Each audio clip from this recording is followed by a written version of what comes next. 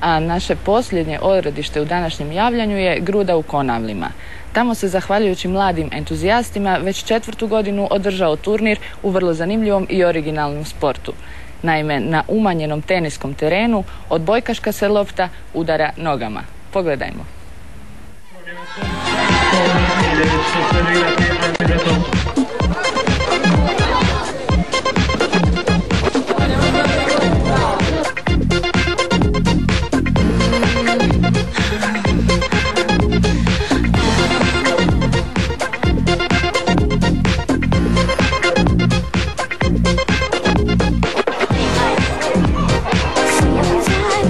Tenisu igra se na terenu dimenzije 8 metara puta 4 metra.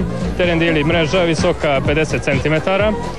Igra se na 2 dobivena seta, osim same završnice kada se igra na 3 dobivena seta. Znači servira se isto kao u tenisu, dijagonalno sa jedne strane u protivničku stranu terena i to je to.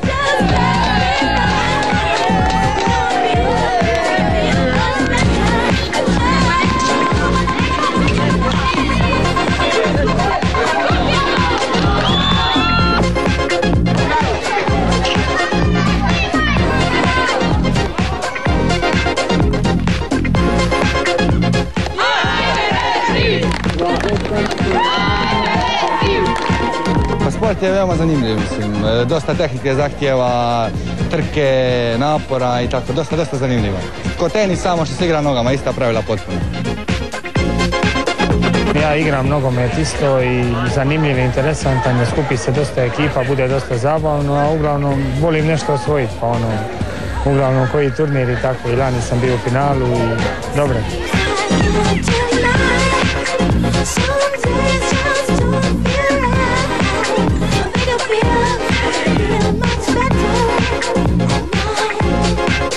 Turnir traje 2 tjedna. Što se tiče igrača, samo ove godine prijavljeno je 39 parova. Prošle godine bilo ih je čak i više, mislim negdje oko 50, što znači oko 70 igrača, 70-80 igrača sudjeluje na ovom turniru. Najbolji će dobiti pehar, a kao u Wimbledonu drugoplasirani će dobiti pijac.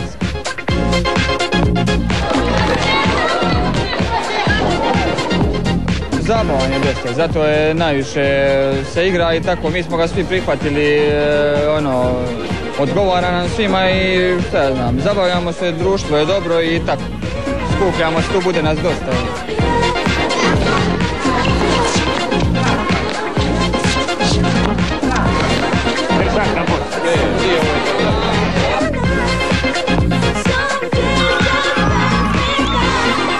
Sin mi igra i od brata 2 sina, ja sam malo stariji pa probam ovako, ali ne u ekipi nego.